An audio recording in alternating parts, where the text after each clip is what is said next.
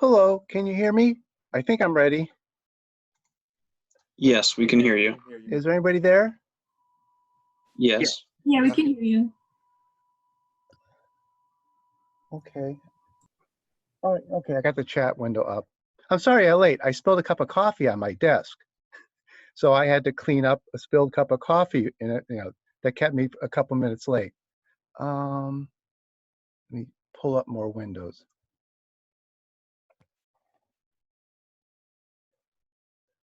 Okay.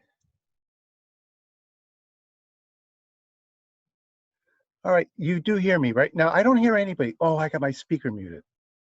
Okay. Can you hear us? Yeah, now I can. Yeah, I have my speaker muted. Okay, but you can hear me, right? Yes. Okay. Yes, we can hear you.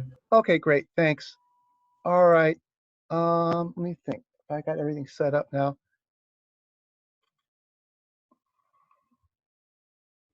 Okay, so this is the operating systems class. We're going to meet we're going to meet twice a week with the class. We're going to meet twice a week through Zoom through the whole semester. So the class will be a Zoom class for probably the entire semester. And looks like there's a lot of people here, so it looks like everybody got connected correctly.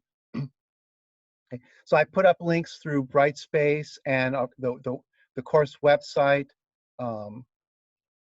Yeah, so there's a link here on the course website, and notice that each day I'll put a link up.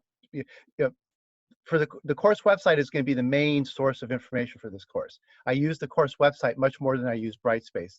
The main use of Brightspace will just be for you to submit homework assignments there. So the main use of Brightspace is a place for you to submit your homework assignments. And I'll show you, there's a first homework assignment already ready. So we'll talk about that in a minute.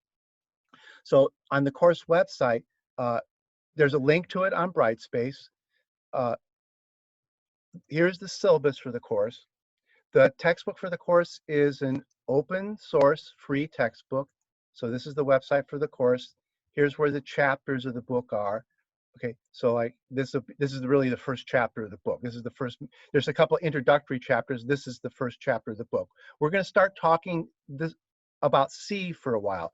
Your program assignments are going to be in the C programming language. So before we dive into operating systems, we're going to spend a little bit of time talking about the C programming language. Okay, so this is where the operating systems textbook is, and then I've got some links to some online C books. This is what we're going to start with. Okay, I got 4 books listed here. This one is really a reference book.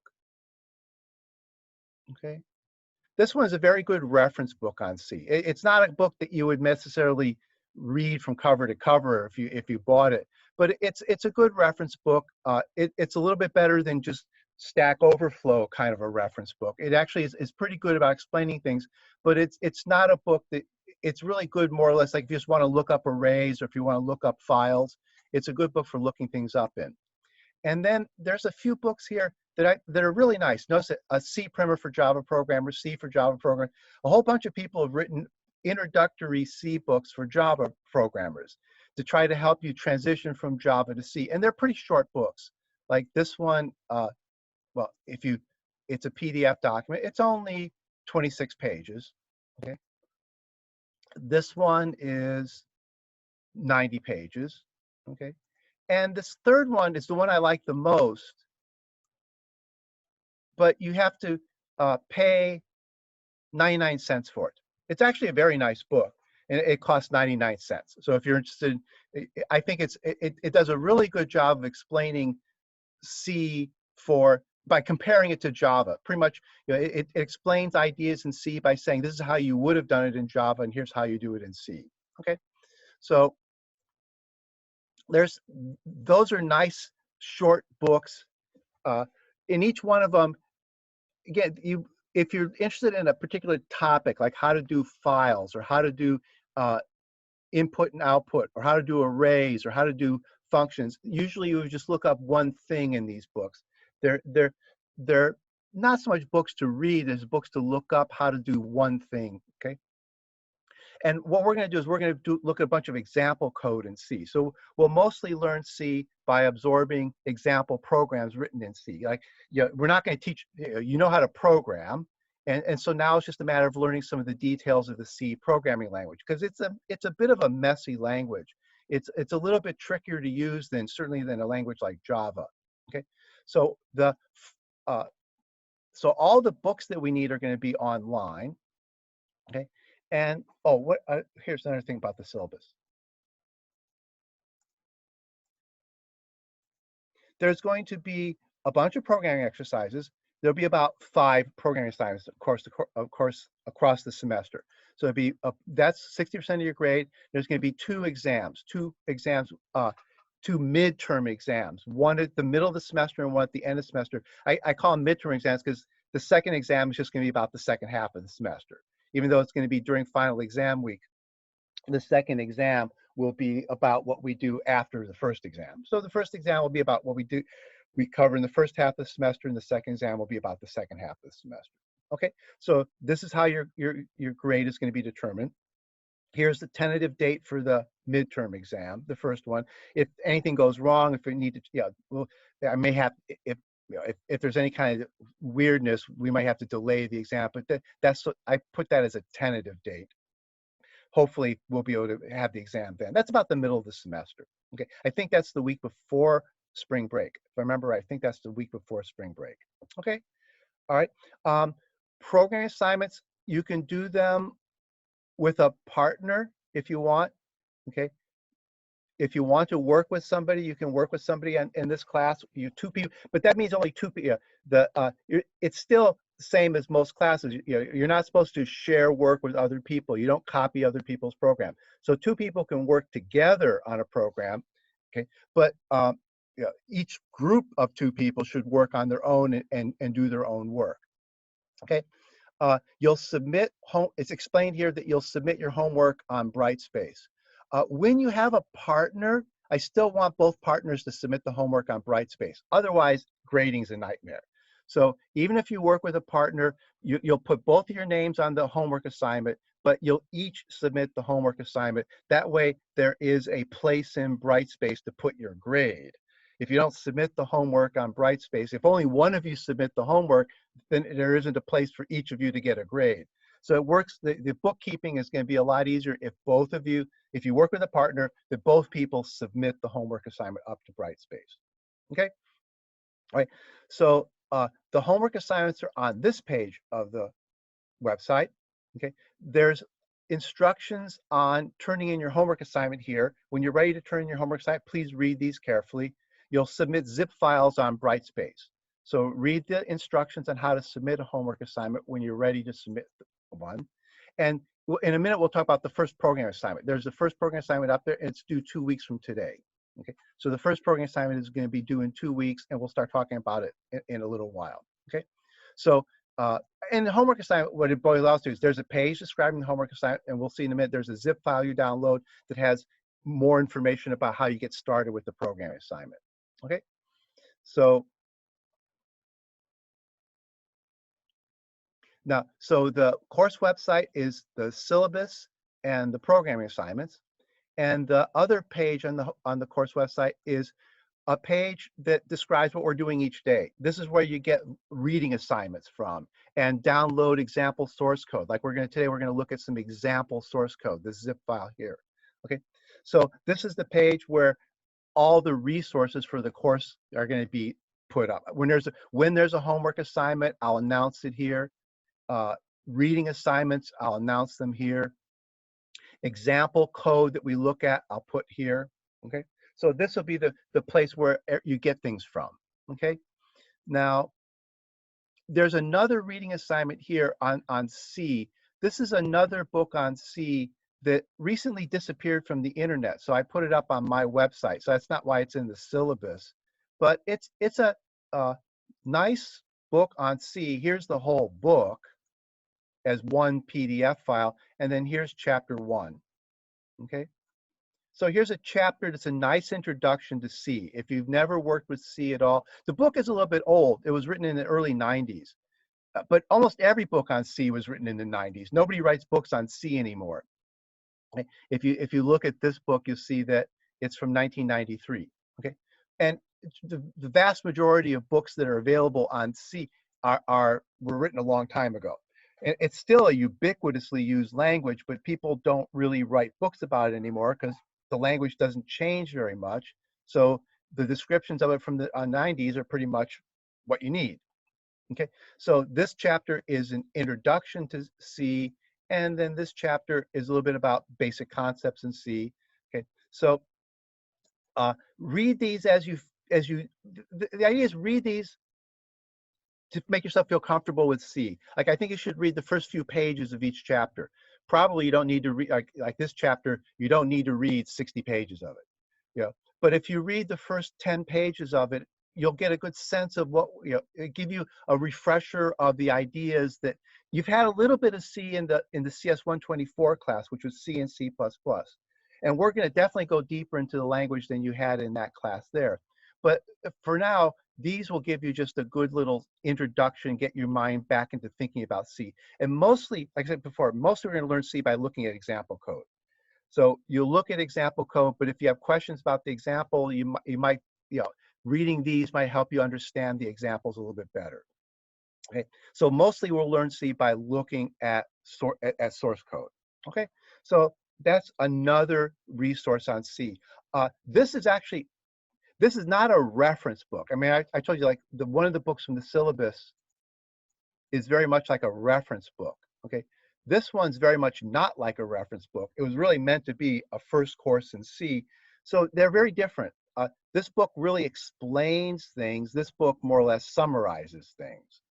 This book here is more summarizes things. If you, it reminds you of, if you're kind of familiar with ideas, it helps you review them, and it also goes into real detail about, it covers almost everything in the C language. So it covers a huge amount of stuff that we won't be using.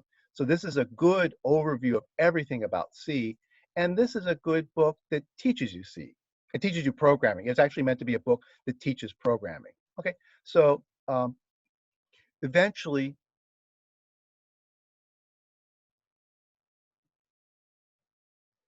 some of the things like, like simple compiler directives. It's just a couple pages long, but if you've never read something like that, it can be real useful to dip into this book and read a few sections.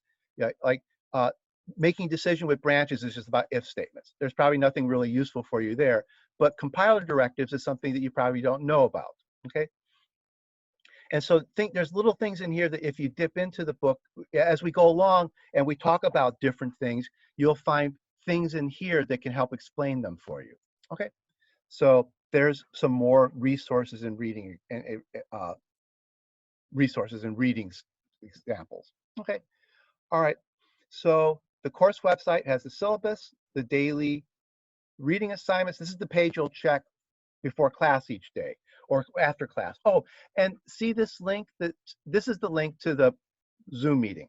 And I'll replace this with a link to the video afters. So this is being recorded, and this will be where you can watch the videos after class is over with. So later today, this will get replaced with a link to the video of what we did today. Okay, and then when we meet on Wednesday, there'll be a link to the Zoom meeting here for Wednesday, and then after the class, I'll replace the link to the Zoom meeting with a link to the video of it. Okay. Okay. So syllabus, daily meetings, and homework assignments. So that's the course website. Okay. All right. Oh, and you can get to this website either from the Brightspace, or if you Google my name, usually it's the very first link right at the top. If you just Google Roger Craft, so you can get to it right there, and there's the courses I'm teaching, and there's the operating systems class. Okay, so you can get to this from either going to your Brightspace, logging into Brightspace, and there's a link to this website in Brightspace, or you can just Google. And also, I tried to make this readable on a cell phone, so this should be you should be able to check this with a cell phone. This website is what we call a responsive website. I think it's pretty usable. Now, C programs aren't very useful on a cell phone, and you can't download zip files and unzip them and compile them and run them on a cell phone. But at least if you can check the website, you can check this website on a cell phone. You can read the homework assignment. Like, this should be readable. Okay. So you should be able to read things pretty much on a cell phone, but you know, C programming needs a computer to be able to do it. Okay.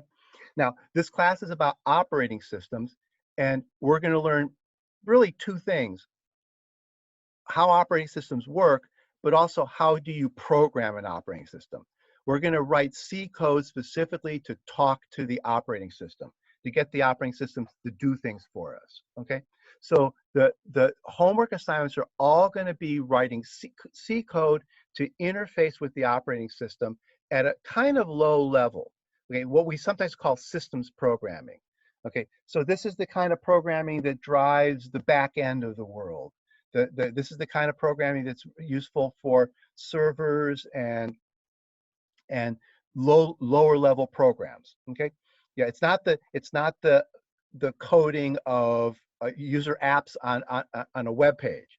Okay, but so we're going to learn what an operating system does and how an operating system works, and we're going to learn how to program an operating system.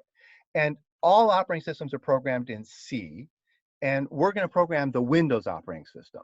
Usually, courses like this use Linux. I mean, the vast majority of courses out in the world that are operating systems courses, they almost all use Linux, because you can actually look at the source code of the operating system. But we pretty much don't use Linux on campus. We pretty much, everybody's got a Windows computer at home, and almost all the computers on campus are Windows. So we're actually going to program Windows operating system.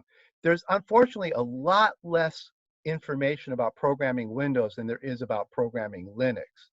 So I'll provide you with documentation for programming Windows, but if you look around, you'll find that there's less out there about Windows than there is about Linux. Even though Windows is by far the more dominant operating system, it's kind of weird that it's just because of the role they play. Linux is the operating system for backends.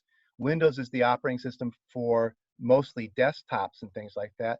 And so there's just more systems programming for Linux than there is for Windows. And operating systems courses are almost usually are built around Linux, not Windows. But we'll use the Windows actually is got a nice programming environment. The interface to the Windows operating system is pretty good.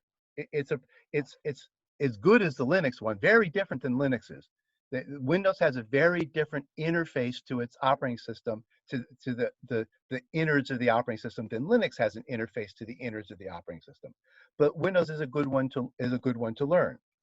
Okay, so you'll be writing C programs that interface to the Windows operating system, and we'll see later on that what that means is we're going to write code to create processes, which means we're going to write code where one program runs another program and communicates with it. So what's called processes. And then later on, we'll write code that asks the operating system to allocate and deallocate virtual memory for us. So we'll be doing things like talking to the operating system, asking it to allocate memory, allocate processes. Okay? So we're going to be seeing how to write the code that asks the operating system for resources. Okay, so it's introductory systems programming. Okay, and then at the same time as we're going along, we'll be learning what an operating system is. Okay? So it's actually kind of like two things. It's a systems programming class and an operating systems class. It's actually, in some schools, those are taught as separate things. You have a course that's just about the theory of operating systems and a course that's just systems programming. We're blending them together and we're going to be kind of going back and forth a little bit between the theory of operating systems and looking at Windows code that talks to the operating system. Okay. Now, let's see. Oh, first of all, anybody any questions about the syllabus and about let me put it. I can't see your faces, and most of the time the class will be run with me sharing my desktop. So if you have a question, just shout it out, okay? So if you have questions, please just feel free to say something. If you put a question in the chat, I probably won't notice it because the chat's on my second monitor, so so I don't really look. I'm mostly concentrating on the monitor that's the desktop that I'm sharing with you. So I don't usually see questions on the chat right away. So please feel free to just ask questions. So interrupt me. That's just just interrupt. Yeah, interrupts are a fundamental part of operating systems theory. We're going to see that interrupts are part of how the in operating system theory, interrupts are how I/O devices tell the CPU that they want to talk to the CPU. They interrupt the CPU. So you feel free to interrupt me if you have a question about what I'm talking about, or if you think I made a mistake, or if you didn't understand something that came up, especially when we start looking at code and running programs. Feel free to just interrupt and ask questions. So does anybody have any question about what we talked about so far, about the course, about the syllabus?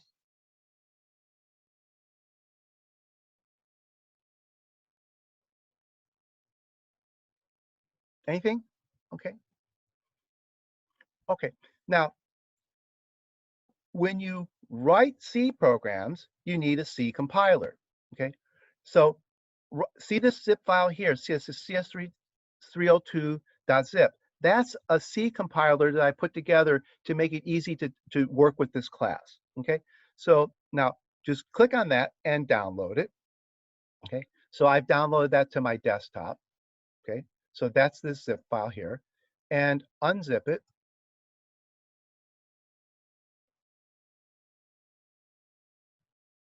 What it is, it's an older version of what's called the GCC compiler.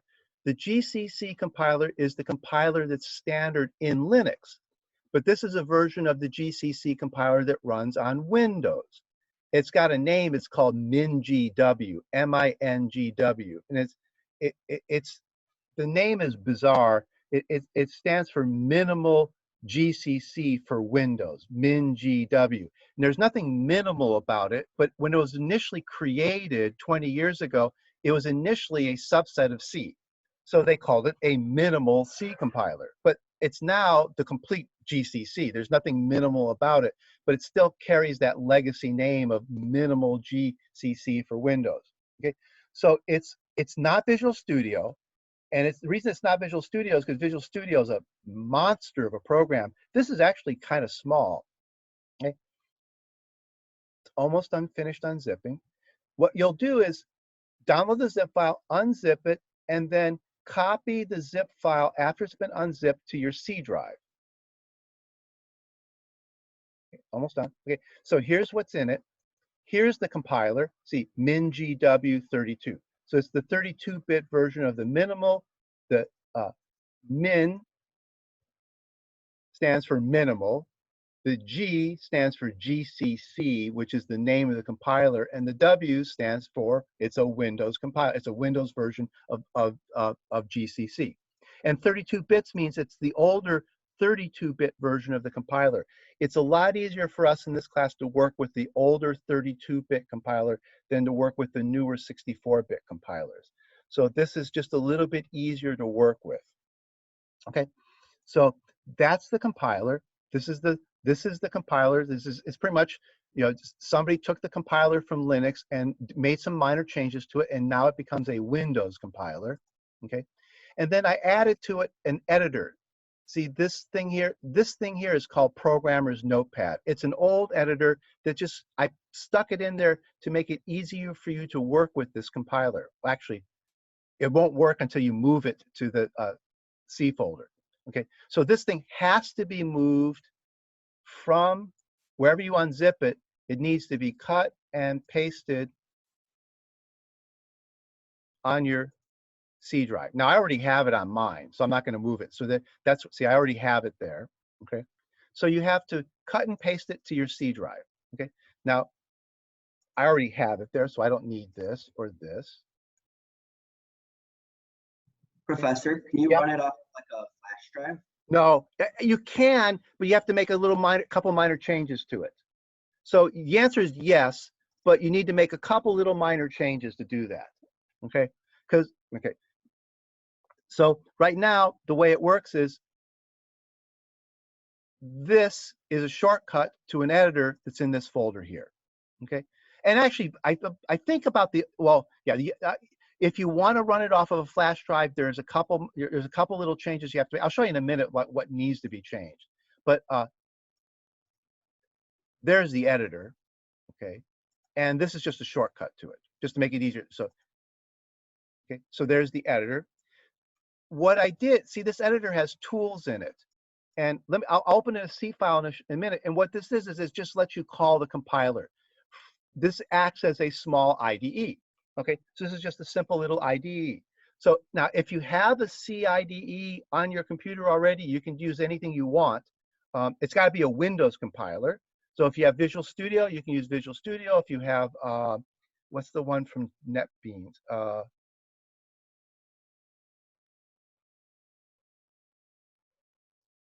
can't remember the name of it. The people who do IntelliJ. Does anybody remember what their C compiler is called? I can't remember right now, but the people who do IntelliJ, they have a C compiler that some people like. There's Visual Studio, but some of those are pretty big. There's Eclipse. Yeah, Eclipse, for example, uses GCC also. If you put Eclipse on your Windows computer, it needs GCC. Okay, so this is an editor and a compiler. Makes it for a small, portable, and it can be made portable. I'll show you in a minute. It can be made complete. It's portable in the sense you can download it real quickly on any computer, and if you copy it to the C drive, it works. And it can actually be made portable to run off of a thumb drive.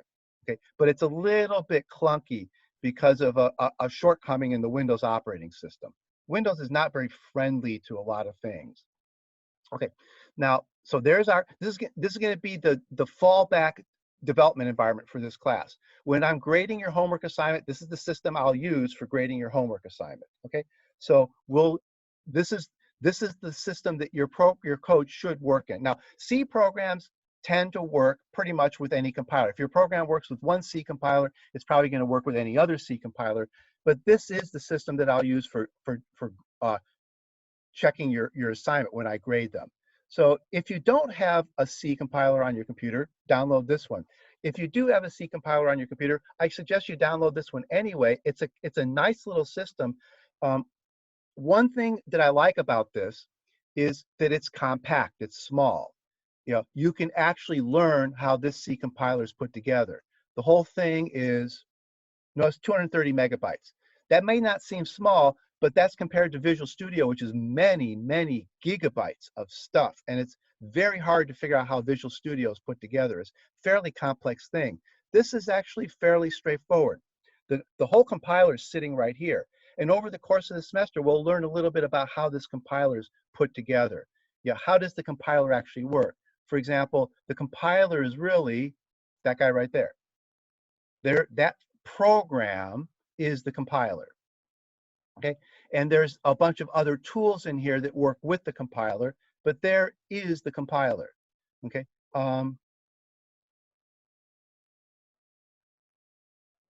there's the debugger, GDB, DB for debugger, G for GCC. Okay, GCC is the name of the compiler. That's the debugger that goes with the compiler. Okay, these are all command line tools, but that's actually if you were to actually look at Visual Studio, you'd find that Visual Studio is set up exactly like this is. At the heart of Visual Studio is a bunch of command line tools that are the real debugger and the real compiler. The real debugger in Visual Studio is a command line tool like this one. Okay, so we'll see. As we go along, we'll learn a little bit about how this stuff is put together, and it's part of learning how an operating system works. The C language was literally invented to write operating systems. The C language was invented for the purpose of writing the Unix operating system.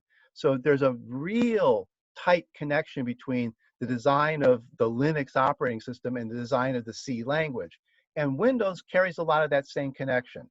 There's real strong connection between how this C compiler works and how Windows itself works, because this is the native language for writing the operating system itself. Windows is written in C, and Linux is written in C.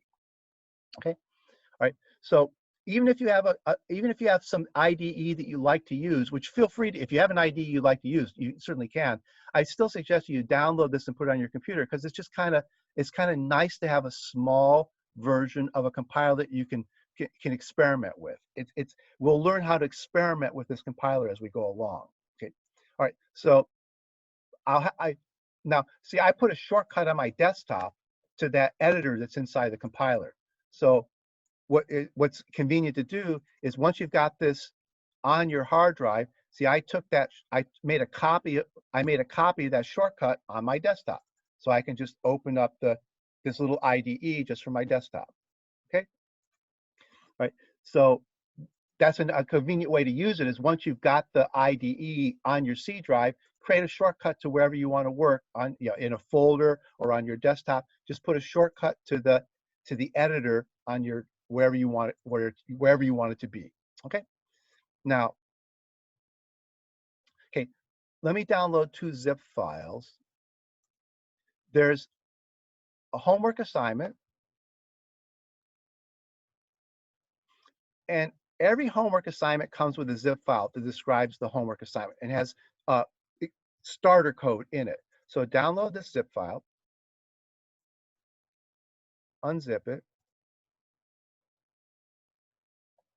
Okay, so here's a bunch of stuff that has to do with the first homework assignment. Okay, now before looking at that, here's another zip file that's some example code that introduces ideas you need for this programming assignment. Okay, so I'm going to download this file too.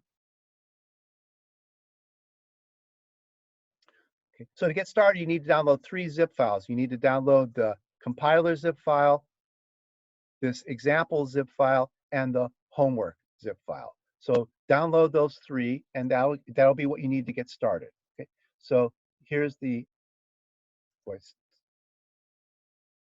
Server's running slow today.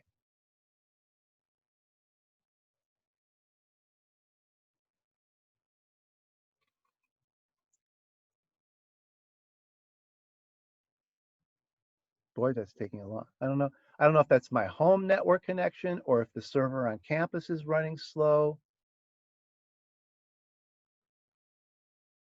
Let me cancel it and try it again. Sometimes if you just restart it, it'll go faster the second time. Yeah, see,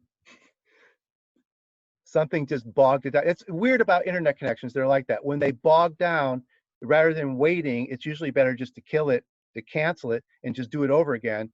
And because there's sometimes a connection just gets messed up, and it'll eventually, like this one I canceled probably would eventually complete it, but it was faster just to cancel it and start it over again. Okay, so extract that too. Okay, so these examples are, okay, and see, notice I downloaded a zip file, and do you see that little pop-up window? Actually, I get pop-up windows like the virus scanner popped up telling me that it scanned that zip file, but I don't know if Zoom shows you the pop-up windows. But anyway, did anybody see that? Yeah, we see it. Oh, you see, okay. Yeah, because Zoom is weird. Zoom actually blocks some things that I see on my desktop do not show up in Zoom. So it's hard for me to know what shows up in Zoom and what doesn't. Sometimes I've been talking about something and people go, "What are you talking about?" Because I see it on my desktop, but Zoom isn't picking it up. If Zoom chooses not to show it. Okay. All right.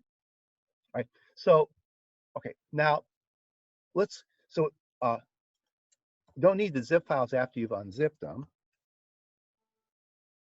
Okay, so now here's what the homework assignment is. Okay, you'll need to read this description of the homework assignment a bunch of times. This homework assignment is a bunch of things wrapped up together. It's an assignment in C, but it's also asking you to use a bunch of features of the way C programs work with the operating system. So things you may not have ever really dealt with: command line arguments, environment variables. So this homework assignment is going to make use of command line arguments, okay? And it's going to make use of environment variables, okay?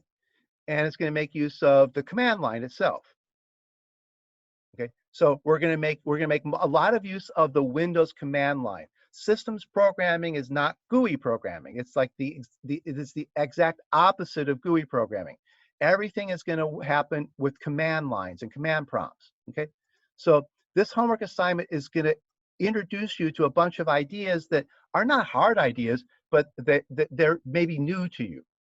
And I try to create little links in the homework assignment to some of the, what's a command line argument? What's an environment variable? Okay, so I created links to some of these ideas. Okay, you're going to write a C program that, okay, there's a demo version of the program in this folder. So let me see. You're going to write this program here called filter. If you open this thing, there's the programmer's editor. Okay. This is just a sketch of a program. You have to fill in, you have to write your code there. Okay, so this is the bare bones C program that doesn't do anything. Okay, it just has a main method and it returns 0 and it doesn't do anything. You have to fill this out. Okay, okay. But here is a compiled demo version of the program. Okay, now what that program does. Now I'm going to open a command prompt. I need to run the if you just double click on this,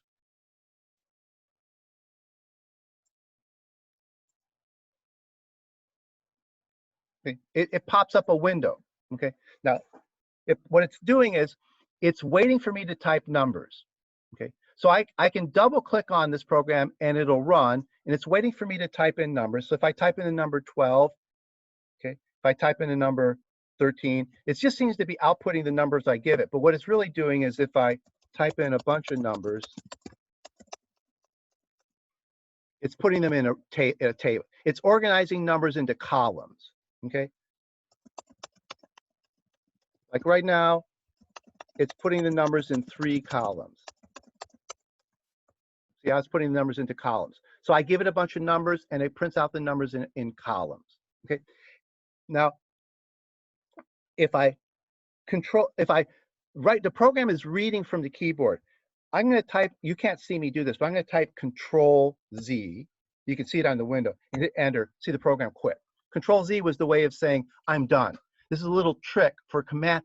This is really a command line program. Double clicking like this is the wrong way to run this program. I'll show you in a minute why it's the wrong way to run this program. The program is waiting for input. The way I tell it that there's no more input is I hold down the control key and hit the Z key. You can see I get Control Z, then hit enter, and the program says, oh, there's no more input, and it closes. Okay. Now, this program should be run from a command line. Okay. What do I mean by that? Okay. So I right-click on my desktop. Well, in Windows, the way you get a command prompt in this folder is you hold down the Shift key and you right-click in an empty space in the window. Okay, notice I don't if I hold down the Shift key and I right-click there, I'm actually right-clicking on that file. I have to, I wish you could see me do this, but yeah, so I describe it in words. I'm holding down the Shift key and I'm right-clicking in an empty spot in the folder.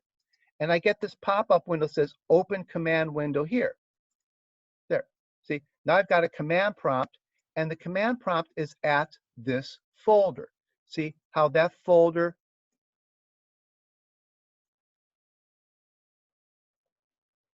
see how I'm at C users classroom desktop homework 1, C users classroom desktop homework 1.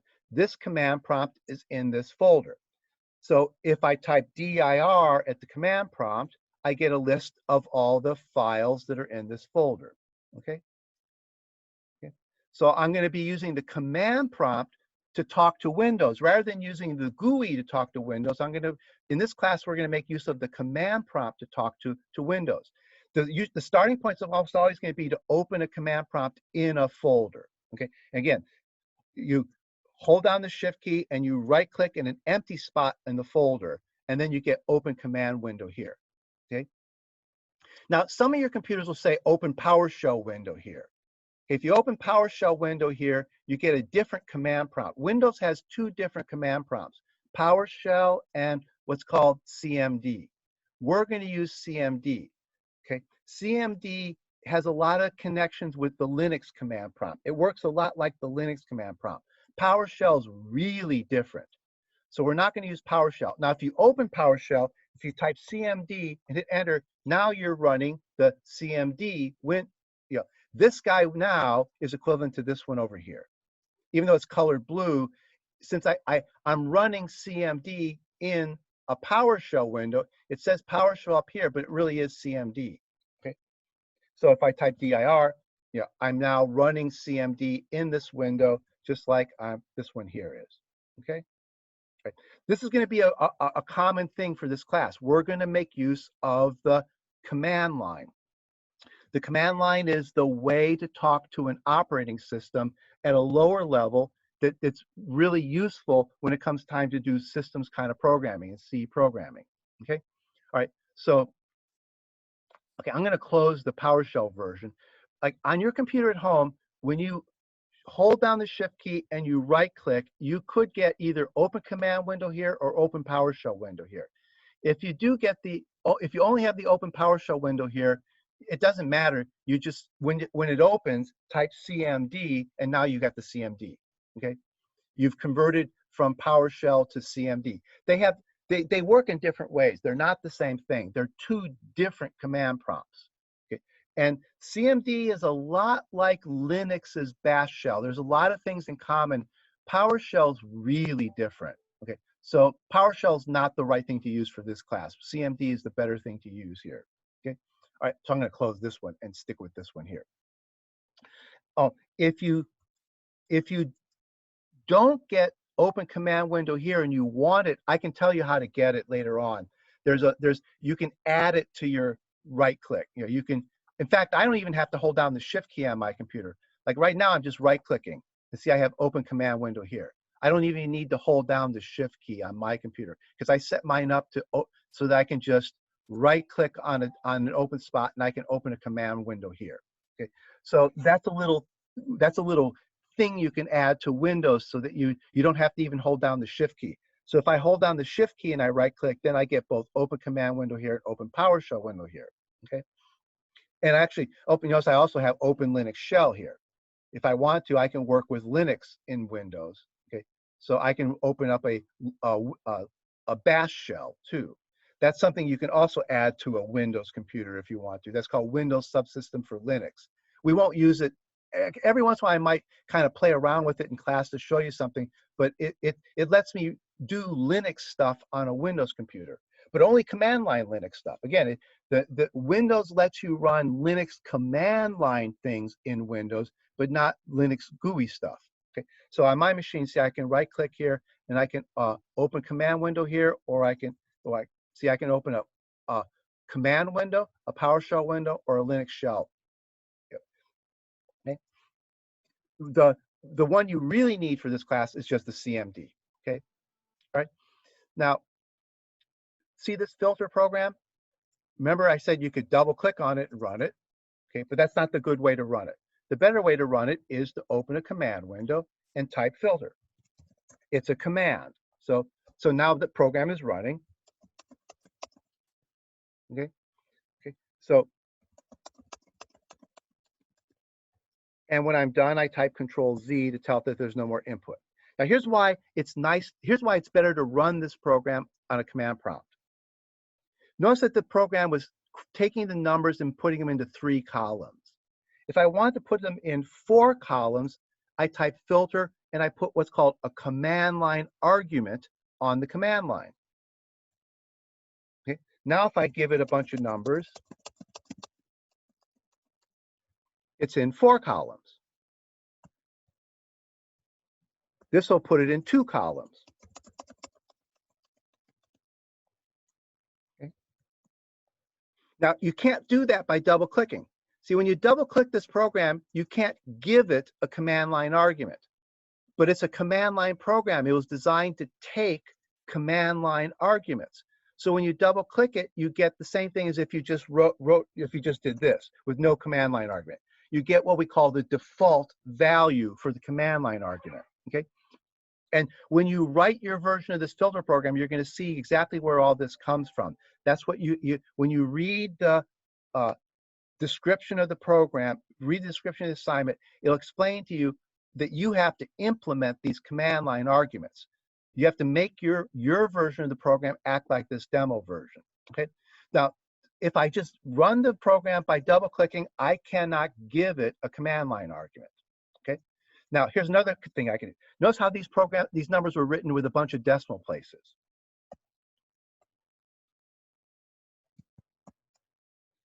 The first command line argument tells the program how many columns to put the number in. A second command line argument says how many decimal places to write the numbers with. So now there's 2 columns and 4 decimal places. So this program takes 2 command line arguments. The first one says, here's how many columns to output the numbers in. The second one says, here's how many decimal places the numbers should be outputted with. And if I type in numbers with decimal places,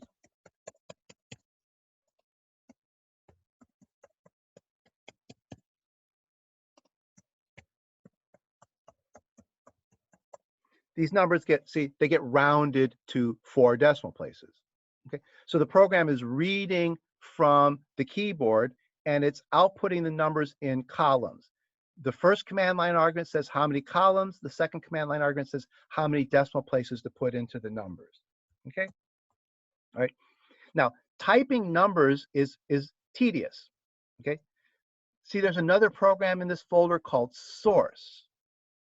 What source does is it gives you a source of numbers.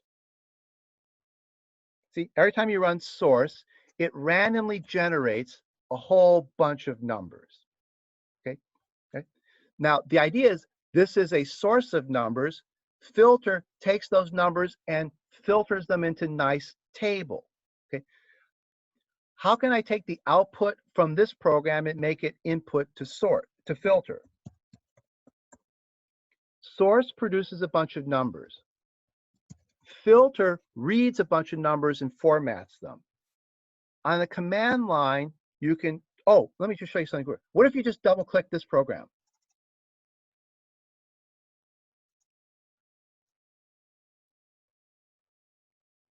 See what happens? When the program's running, you see the window, but when the program's done, the window goes away. That's another reason why it's not so great to run these programs like it. They're not GUI programs. So they're command line programs. When they run, they pop up a little command box, but when they're done doing their output, for example, the box just goes away. Whereas over here, if I run the program, I see all its output. See, I get all its output as a past history. See, I can see all the things I've been doing here. The command window keeps a record of everything you've done. And one thing, here's a little trick you can do. If you right click on the top here, you go here to edit, you can select all.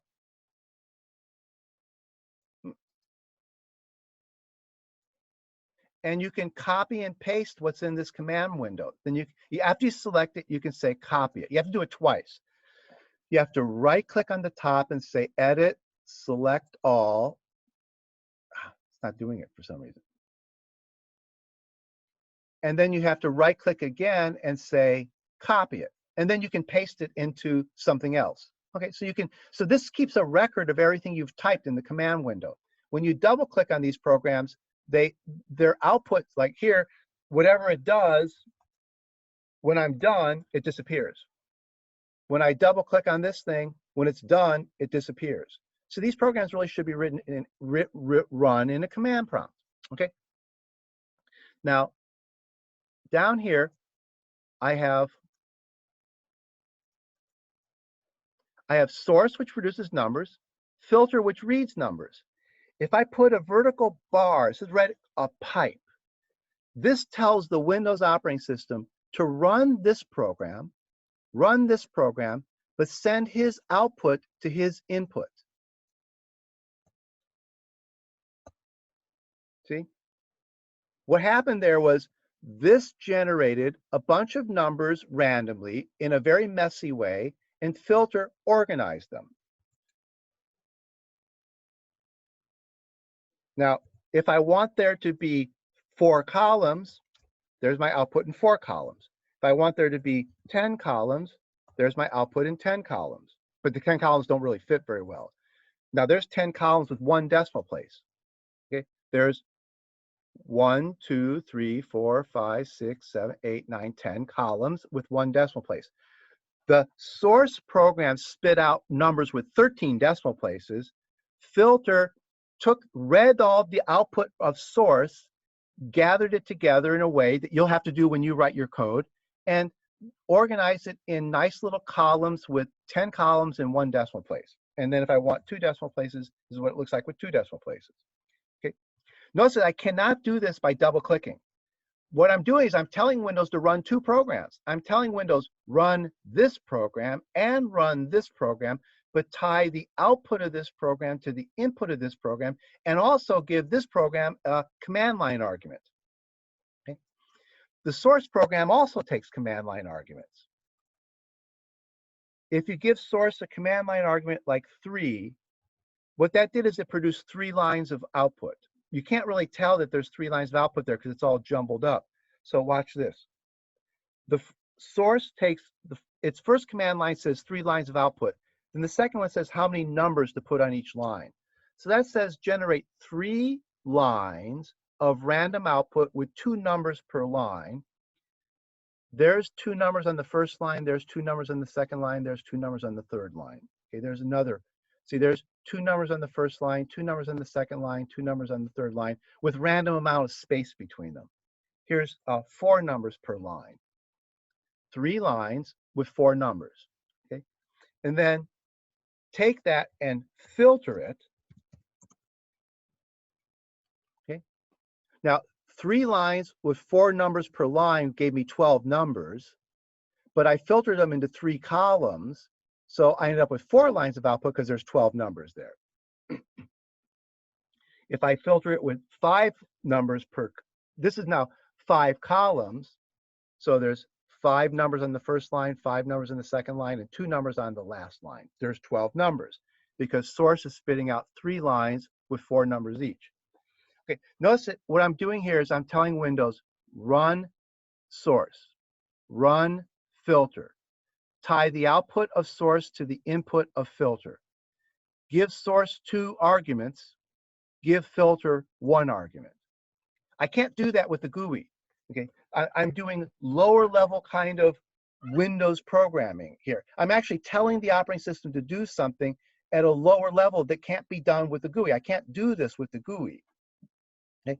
You know, I have to tell the operating system, you know, run source with, give me 5 lines of output with 6 numbers per line, and then filter it, you know, put it in, say, 2 columns with 1 decimal place. Okay. So this generated the random data, and this filtered it nicely. Okay. Your job for this homework assignment is to write the filter program. The source program is there for you to test your filter program. So the source, there's the source of the source program. You can read it, and it might be a good idea for you to look at it. So there's the source program. It's written for you. Yeah. And I compiled it already for you. So I wrote it and compiled it. I mean, if I wanted to, there's nothing special about it. If, for example, if I go over like for here, if I delete this and I open source over here, I can compile it now. This is where this little IDE comes in. I go up here to tools. Here's the compiler tool. Click on that, and it compiled my program and created source code again. See, it created source again. So if I delete it, I can go over here and recreate it. Okay. If I goof up something and I try to compile, notice I now got error. Compile. I deleted a semicolon, so I've got some errors down here. Okay. Okay. Oh, see, I click on an error message, and it takes me to the line where the error was. See, that was the line where I deleted the semicolon. Okay. Like here, do another. I'll misspell argc. Okay. Save my work, compile it. Okay. I got an undeclared variable. See, undeclared variable arg. Okay. So I know that was supposed to be, or arc. Yeah. So I know that was supposed to be that variable there. So when you compile, you get error messages. If you click on the error message, it'll take you to the line where the error was. Then you can fix it and then recompile it. Okay. No. Yeah. So you can delete the exe anytime you want and then just recompile. One kind of funny thing about this editor is, see how there's these tools for compiling. This is a C compiler. This is a C++ compiler. This lets you run the program. Like if you click run, it pops the program up in a command prompt and runs it. See, for you. Okay. So sometimes you can just I'm sorry. You can click on the wrong thing. You can compile and run.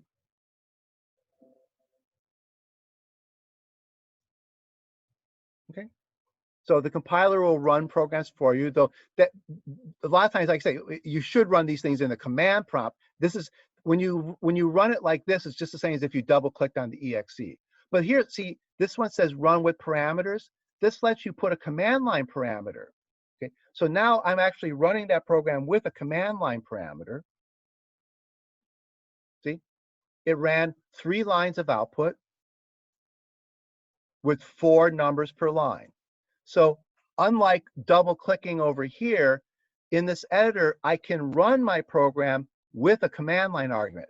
The editor lets me run the program with a command line argument. This one runs it without command line arguments. And this one runs it with a command line argument. It pops up a little window saying, what are the command line arguments? Then it runs the program with those command line arguments. That was 2 lines with 5 numbers per line. I used the arguments 2 and 5. Okay. If you close, notice how there's these tools here. One kind of funny thing about this editor is if you close the file, the tools go away. The tools are only there when you open a file. Okay. So if you don't have a file open, there's no tools available. You have to have a file open for there to be tools. Okay. So if you open a file, then the tools show up. Okay. And you can compile, run, and run with parameters. Okay. Later I'll show you what some of these other commands, like there's compile only, link only. If you write a C++ program, you can compile with C++. That's called G++ instead of GCC. GCC is strictly a C compiler. G++ is the companion C++ compiler that goes along with GCC. Okay. Right. So this is real simple. I mean, you don't have to use this system if you don't want to, but this is real easy to put on your computer and it works pretty well. Oh, now, if you click here on options and you click down here at tools and you click on this, you can edit what's called the configuration of the tool. Okay. This is the thing that probably needs to be modified a little bit. This is what might need to be modified if you want this thing to run on a thumb drive. Actually, I think it worked. You can try it. It may actually work on a thumb drive because I've noticed I've used a path variable here. So with a path variable there, this may actually work on a thumb drive. I haven't tried it in a long time. It may actually work if you just put this folder on a thumb drive. Okay. But these are the tools. This is how I built this IDE. I configured these tools to do what I want them to do. Okay. So this is where I essentially created an IDE by taking this editor and adding these tools to it. When you download the editor from the internet, this editor doesn't come with any tools built into it. But then you can, if you're a programmer, you can build your own tools. For example, I've also built Java tools for this editor and some other programming language tools for this editor. The tools themselves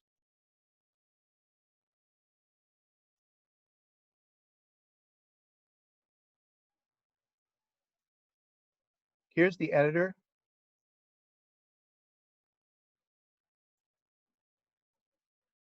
No, I'm sorry.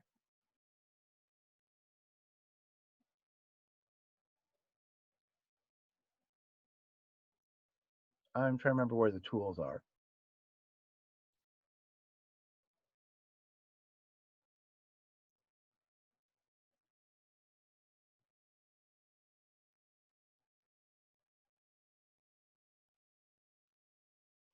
the tools get stored in these files here. You know, these, no, it's not that one.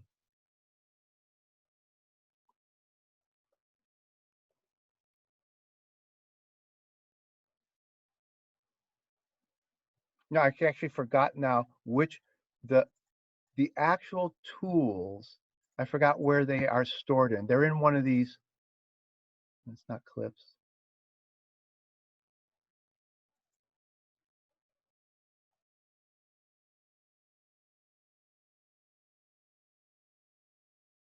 No, it's not that.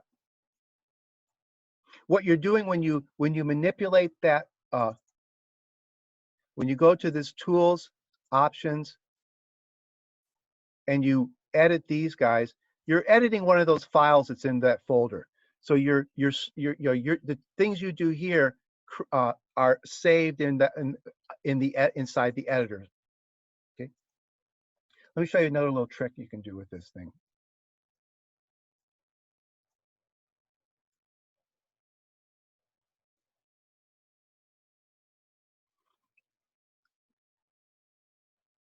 If you double click on that and go over here and you use the Google tool, see, it goes to the source, it goes to the documentation for that function. So it's essentially, it's kind of like a primitive tooltip. Okay. So for example, you know, if I click on RAN and go tools, Google it. Oh, that wasn't one. I got the RAND Corporation. See, it's not real accurate. Yeah, RAND, it's unfortunately, it's not super accurate about Googling. Okay, so for RAND, I got the RAND Corporation, but for A2I, I actually got the A2I help page. Okay, but you can, you know, what I did is I built a Google tool into the editor so that there be essentially like an online documentation system. This is essentially, you know, this is essentially what Visual Studio is doing for you. Visual Studio is just a much more powerful version of this. But inside Visual Studio are a bunch of tools that are configured. If you know where to look for them, the tools are configured in a certain way, just like I've configured these tools here. You configure the tools and you can build, even in Visual Studio, if you want to, you can build your own tools if you know where to look for them. So I built a number of tools into this editor. The most important ones are compile and run. Mostly you'll just compile, and run you'll usually do from the command line. Okay, all right. Now, okay. Now let's see, what else?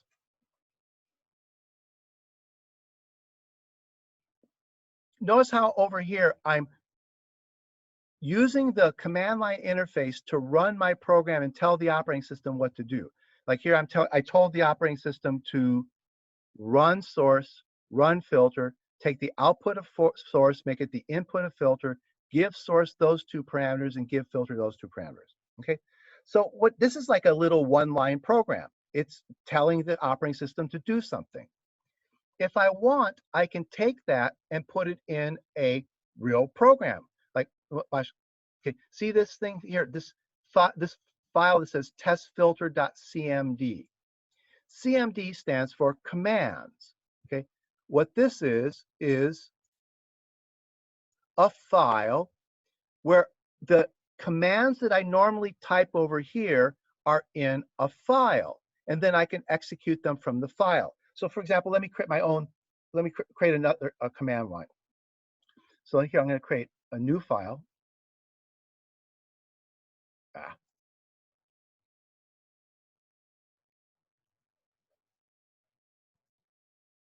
I'm going to create a file, temp.cmd. Oh, and I need to get rid of the text at the end. Okay.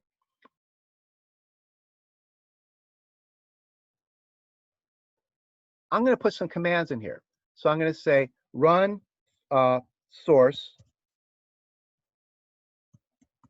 with parameters 2 and 3 and pipe the output into filter with parameters 2 and 4.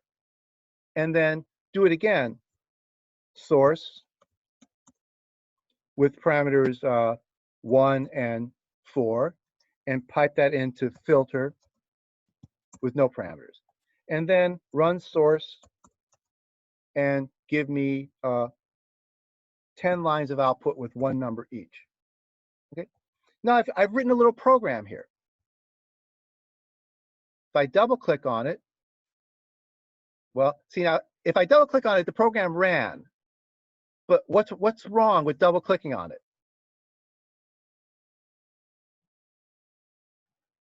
I'm actually running a program. I'm running a program that runs programs. But if I double click on it, what happened? You see, what's that little flash? The window closes. The window, yeah, now the program ran, and when it's done, it closed its window. Now, if I open a command prompt and I type the name temp.cmd, I can run it and see there's its output. See, now it ran the first line of my code, there's the output, ran the second line of my code, there's the output, ran the third line of my code, there's the output. I'm writing a program in a programming language. That programming language is called CMD. CMD, this is how system administrators work with Windows. You write programs in the CMD language. If you're on a Linux machine, this thing's called Bash. This is called Bash on a Linux machine, and you write programs are called Bash scripts. Okay.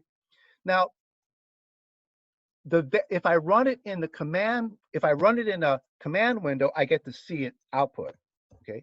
If I double click it, I don't get to see its output because the program runs and it just disappears. But here's a little trick. If I put pause in there, that's a special little command in Windows that says stop. See, it hit the pause, and what it does is the Windows operating system, when it gets to the pause command, it stops and waits for you to type any key. Then you type a key, it continues on. Now, let me put a command after the pause.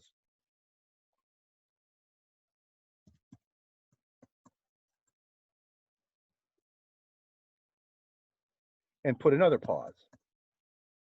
See, I'm writing a little program. Now double click. It's hit the first pause, hit space, hit this, and then it ran the next command, and then hit the next pause, and if I hit space again, it goes away because it's really done at that point. Okay. And this is the kind of stuff we want to do. We want to write C programs and script programs. We want the script programs to run the C programs, usually for testing purposes. See, like this script program will test your filter program. When you run this test script, you should get, okay, now if I run that test script right now, let's open it and see what's inside of it. Okay, here's that test script. Notice it's got a pause at the end. So that means if I just double click it, it'll run, but then it'll stop and I can see what the output is. This thing is going to run your filter program, okay, a bunch of times, okay? And when it runs, it's going to, we'll see how to read this eventually, but what it's going to do is it's going to build the output it's going to build up the output in a file called test results. Now watch, I'm going to double click this filter here. And when I double click it,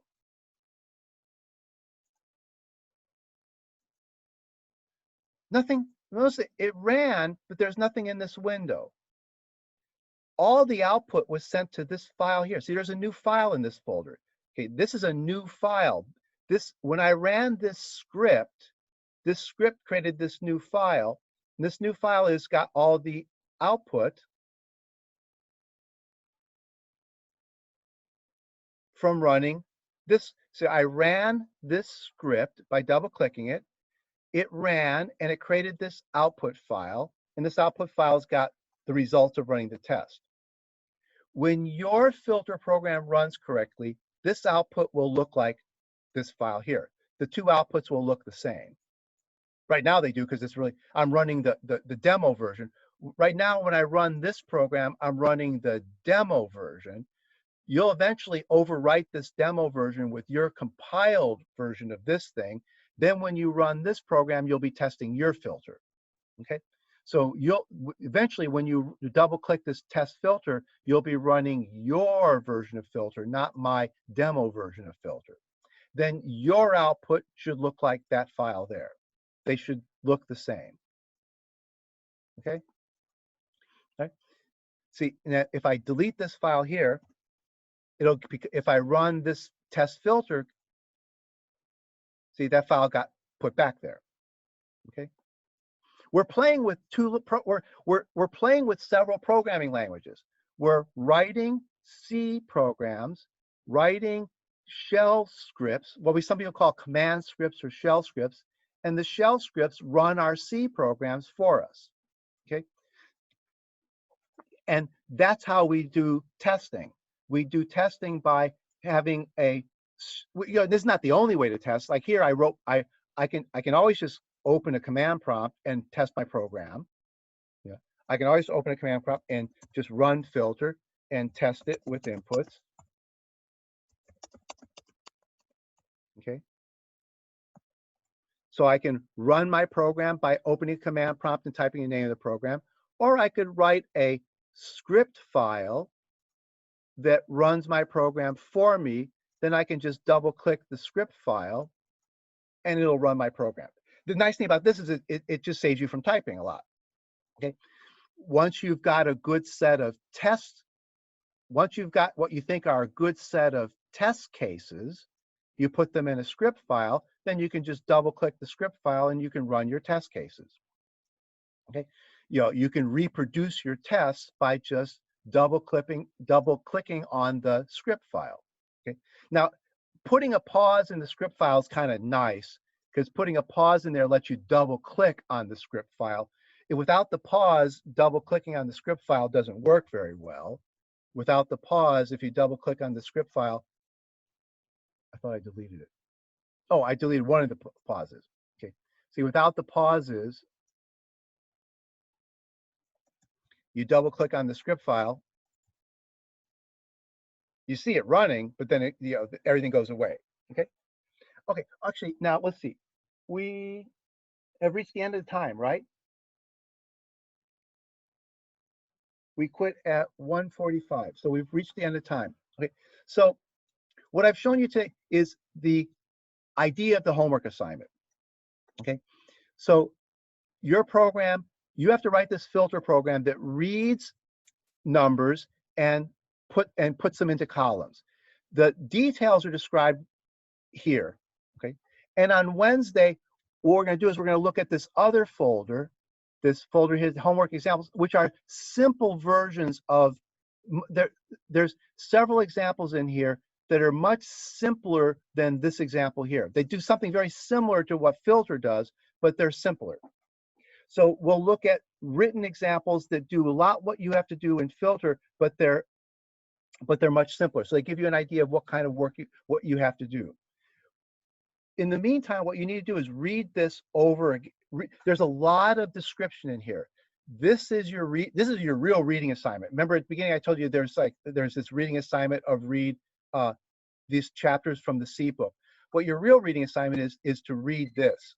Read this description of the program assignment. It's not short. If you printed it, it prints out in 5 pages. Well, 4 pages. Okay. There's a lot to read. There's a lot of details. There's a lot of requirements. You're not going to write a lot of code. You're going to write about 1 page of code.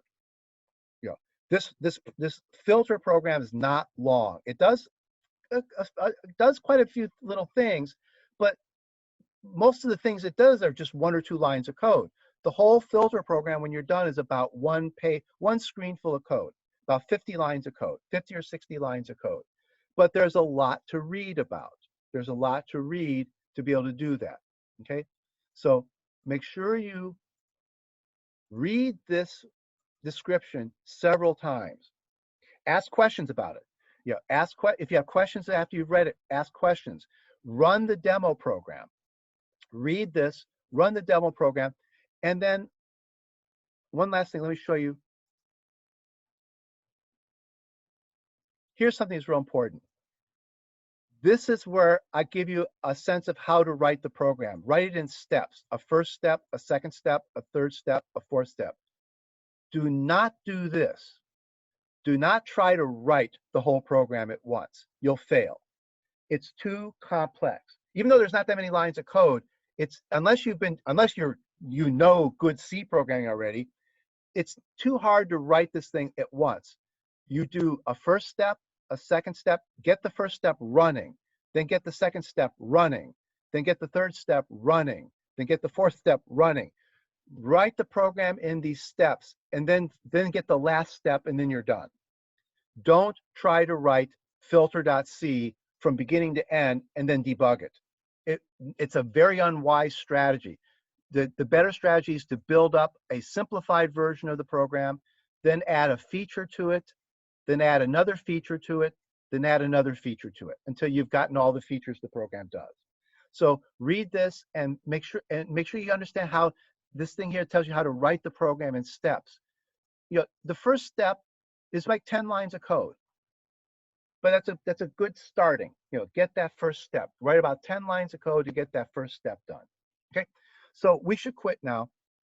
Okay, so your homework assignment right now before Wednesday is to read this description over several times till you get a sense of how this program is working and what it's supposed to do. Okay, so I'm going to go ahead and stop sharing and end the session. I'll put the video. It'll be up there by this evening sometime. I don't know if I'll have time in the afternoon to put the video up on YouTube, but there'll be this link here will be replaced by a link to the video sometime this evening. Okay, so if you need to, you can watch this over again and review what we talked about.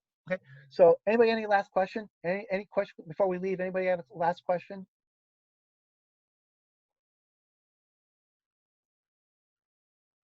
Okay, so I'm going to go ahead and stop sharing, and then I'll end the class and see you on Wednesday. Oh, and I have office hours on Tuesday and Thursday. I knew I forgot something. There's office hours on Tuesday and Thursday, and there's a description of that in the Brightspace page. So if you have questions, you can also come to office hours Tuesday or Thursday afternoon. Okay, I'm going to end the meeting. See you on Wednesday. Bye. My professor.